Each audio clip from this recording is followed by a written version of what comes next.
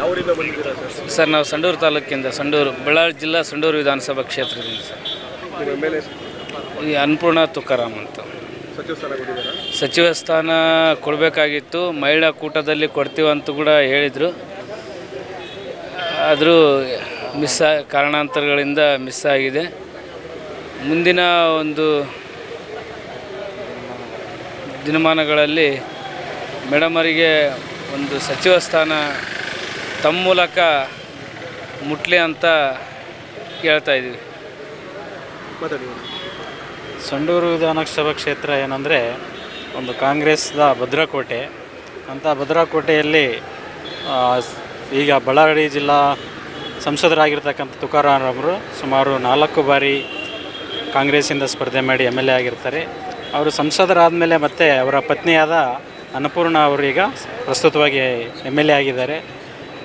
ಈಗ ಆ ಒಂದು ಮುಂಚೂಣಿಯಾಗಿ ಅವರ ಒಂದು ಹೆಸರು ಕೇಳಿ ಬರ್ತಾಯಿತ್ತು ಮೀಡಿಯಾದಲ್ಲಿ ಆಗಲಿ, ಆ ಒಂದು ಕಾಂಗ್ರೆಸ್ ವಲಯದಲ್ಲಿ.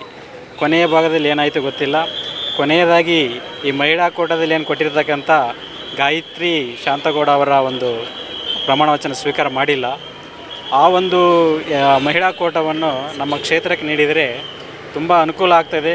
ಪಕ್ಷಕ್ಕೂ ಸಹ ಆ ಭಾಗದಲ್ಲಿ ಒಂದು ಪ್ರಬಲವಾಗುತ್ತೆ ಅನ್ನೋಂಥ ಈ ಮೂಲಕ ನಿಮ್ಮ ಒಂದು ಚಾನಲ್ ಮೂಲಕ ನಾನು ಕಾಂಗ್ರೆಸ್ ಹೈಕಮಾಂಡ್ಗೆ ಹೇಳಲಿಕ್ಕೆ ಇಷ್ಟಪಡ್ತಾಯಿದ್ದೆ. ಟಿಕೆಟ್ ಕೈ ತಪ್ಪೋದಕ್ಕೆ ಹಿಂದೆ ಏನಾದರೂ ಕೈ ನಾಯಕರು ಯಾವುದೇ ರೀತಿಯ ಅವರು ಪ್ರಭಾವ ಮಾಡಿದರೆ ಮಾಡಲಿಲ್ಲ. ಸಂಸದರು ತುಂಬ ಇನ್ನೋಸೆಂಟ್ ಆಗಿರ್ತಕ್ಕಂಥವ್ರು. ಪ್ರಭಾವ ಬೆಳೆಸಬೇಕಾಗಿತ್ತು ಅನಿಸ್ತದೆ. ಇದೆಲ್ಲ ನೋಡಿದರೆ ಪ್ರಭಾವವನ್ನು ಬೆಳೆಸಬೇಕಾಗಿತ್ತು. ಪಕ್ಷ ಹೇಗೆ ಹೇಳುತ್ತಾ ಹಾಗೆ ಕೇಳಿದರು. MLA ಇದ್ರು, ಅವರು ರಾಜೀನಾಮೆ ಕೊಟ್ಟು MP ಆಗಂದರು, MP ಆದರು. ಆಮೇಲೆ ಆತನ ಪತ್ನಿಯನ್ನು ನಿಲ್ಲಿಸ್ತಾರೆ, ಅವರು ವಿನ್ ಆಗ್ತಾರೆ.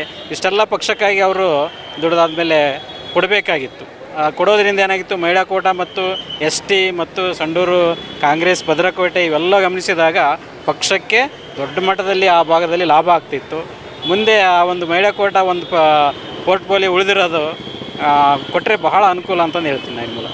ಕೊಟ್ಟಿಲ್ಲ ಅಂದರೆ ಮುಂದಿನ ನಿರ್ಧಾರ ರಾಜ್ಯ ಕೊಟ್ಟಿಲ್ಲ ಅಂದರೆ ನಾವು ಶಾಂತ ರೀತಿಯಾಗಿ ಹೈಕಮಾಂಡ್ಗೆ ತಿಳಿಸೋಕ್ಕೆ ಪ್ರಯತ್ನ ಮಾಡ್ತೀವಿ. ಅದನ್ನ ಅವರು ಗಮನಿಸಬೇಕು. ಆದರೂ ನಿಮಗೆ ಮಣೆ ಹಾಕಿಲ್ಲ ಅಂತ ಹೇಳಿ?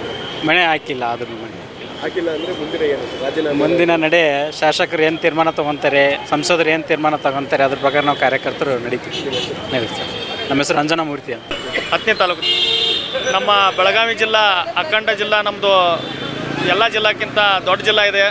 ನಮ್ಮ ಜಿಲ್ಲಾಕ್ಕೆ 2 ಮಂತ್ರಿ ಸ್ಥಾನ ಕೊಟ್ಟಿದ್ದಾರೆ. ಆದರೂ ಕೂಡ ನಮ್ಮ ಜಿಲ್ಲಾಕ್ಕೆ DCM ಅನ್ನಾಗಿ ಸತೀಶಣ್ಣ ಜಾರಕಿಹೊಳಿ ಅವ್ರನ್ನ ಆಯ್ಕೆ ಮಾಡಬೇಕಾಗಿತ್ತು ಹೈಕಮಾಂಡ. ಆದರೆ ಸತೀಶಣ್ಣ ಜಾರಕಿಹೊಳಿ ಅವರಿಗೆ ಮಂತ್ರಿಗಿರಿ ಅಷ್ಟೇ ಕೊಟ್ಟು ಇನ್ನೂ DCM ಕೊಟ್ಟಿಲ್ಲ.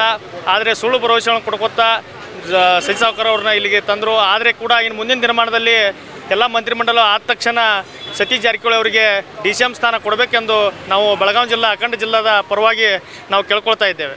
ನನ್ನ ಹೆಸರು ರೋಹನ್ ಕಾಂಬ್ಳೆ, NSY ತಾಲೂಕಾಧ್ಯಕ್ಷ ಅಥಣಿ.